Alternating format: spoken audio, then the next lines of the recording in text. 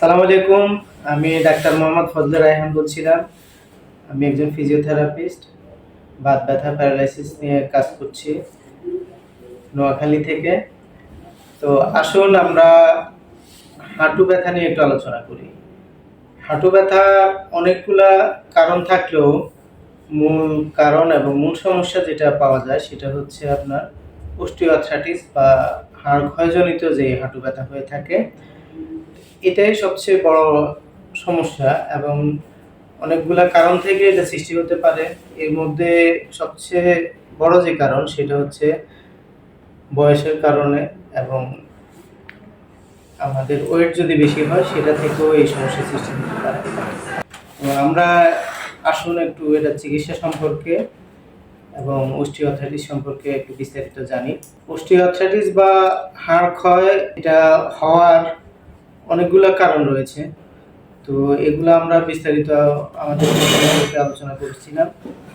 আসুন আজকে আমরা মূলত এটা চিকিৎসা নিয়ে আলোচনা। অস্টিওআর্থ্রাইটিসের মূল সমস্যা হচ্ছে হাড় ক্ষয় হওয়া এবং হাড় এবং কার্টিলেজ ক্ষয় হওয়া, এবং এই ক্ষয়ের মাধ্যমেই জয়েন্টে প্রচণ্ড ইনফ্লামেশন তৈরি হয়, জয়েন্ট ফুলে যায়। অনেক ক্ষেত্রেই রোগী হাঁটু ভাঁজ করতে পারে না, হাঁটা চলা বা হাঁটু ভাঁজ করতে গেলে তীব্র ব্যথা হয়, টয়লেটে অথবা নামাজে বসতে পারে না। তো এই ইনফ্লামেশন কারণে পরবর্তীতে এটা বাড়তে বাড়তে এমন একটা অবস্থা সৃষ্টি হয়, জয়েন্টে স্পেস কমে যায়, তারপর মাসেলগুলো উইক হয়ে যায়, হাঁটু যে কোনো একদিকে বেঁকে যেতে পারে অ্যাডভান্স স্টেজে, যে এরপরে আবার অনেকগুলা পয়েন্টে হাড় বাড়তে পারে যেটাকে অস্টিওপয়েড বলা হয়। এবং ক্রমান্বয়ে এটা কিন্তু ভালো চিকিৎসা যদি না হয় এটা কিন্তু আরও বেশি অবস্থা সৃষ্টি হয়ে রোগীর চলাফেরা এক সময় বন্ধ হয়ে যেতে পারে। তো এটার চিকিৎসার জন্য আপনাকে অবশ্যই সমস্যাগুলো বুঝতে হবে এবং সেই অনুযায়ী যদি অ্যাকুরেটভাবে ভালোভাবে চিকিৎসা নিতে পারেন তাহলে এই মারাত্মক একটি সমস্যা থেকে আপনি মুক্তি পেতে পারেন বা আপনার সমস্যাটা অনেকটা কমায় নিয়ে আসতে পারেন। কারণ হাড় ক্ষয় সমস্যা বা অস্টিওআর্থ্রাইটিস অনেক ক্ষেত্রে পুরোপুরি ভালো করা সম্ভব না, কিন্তু আপনি যদি ভালো ট্রিটমেন্ট নেন, ভালোভাবে মেনে চলেন নিয়মকানুন, আপনার লাইফস্টাইলগুলো চেঞ্জ করেন, তাহলে কিন্তু আপনি অনেক ভালো থাকতে পারেন এবং আপনার সমস্যা থেকে অনেকটা রিলিফ পেতে পারেন। তো আমরা আমাদের যে চিকিৎসাগুলো সেটা নিয়ে আলোচনা করি। চিকিৎসার ক্ষেত্রে করার পূর্বে আপনাকে আপনার জয়েন্টের অবশ্যই ভালো অ্যাসেসমেন্ট করতে হবে। অ্যাসেসমেন্ট করার জন্য আমাদের এক্স-রে দেখার প্রয়োজন। এক্স-রে দেখে আমাদের হাড় ক্ষয় কতটুক বা জয়েন্ট স্পেস অনেক কমে গেছে কিনা, হাড় বাড়ছে কিনা, সেই জিনিসগুলো আমাদের আগে নিশ্চিত হতে হবে।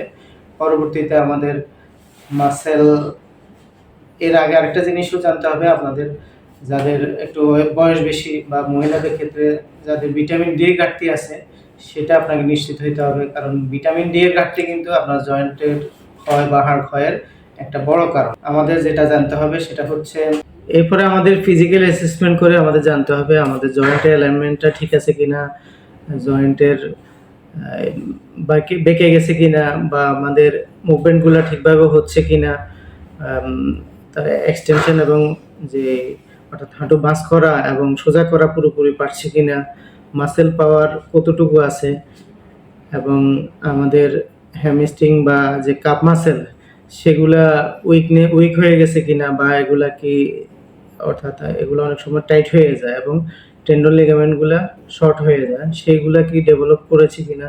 তো এই বিষয়গুলো আমাদের নিশ্চিত হওয়ার পরে আমরা আমাদের ট্রিটমেন্ট প্ল্যানটা সাজাই এবং রোগীর সমস্যা অনুযায়ী আমাদের ট্রিটমেন্ট দিতে হয়। তো সেজন্য আমাদের বিশেষ ধরনের ফিজিওথেরাপি রয়েছে, ম্যানুয়াল থেরাপি এবং বিভিন্ন ব্যায়ামের মাধ্যমে আমরা রোগীদের এই সমস্যাগুলো কারেকশন করতে পারি এবং হাড় ক্ষয় রোধ এবং বাড়তি হাড় দূর করার জন্য আপনাদের যে এবং ইনফ্লামেশন কমানো, সেটা কমানোর জন্য ফিজিওথেরাপির যথেষ্ট ভূমিকা রয়েছে। তবে যাদের সমস্যা অনেক বেশি বা অনেক অ্যাডভান্স লেভেলের, তাদের জন্য হয়তো বিশেষ থেরাপির প্রয়োজন হবে।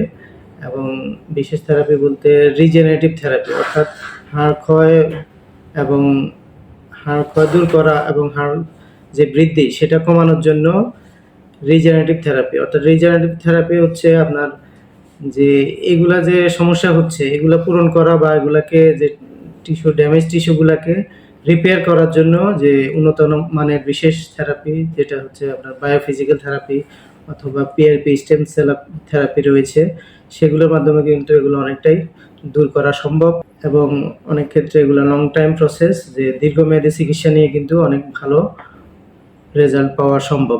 আর যাদের ওজন বেশি কিন্তু হাড় ক্ষয় বা হাড়ের যে ইনফ্লামেশন তৈরি হয়, এটা একটা বড় কারণ হাঁটু অস্টিওআর্থ্রাইটিস ডেভেলপ করা।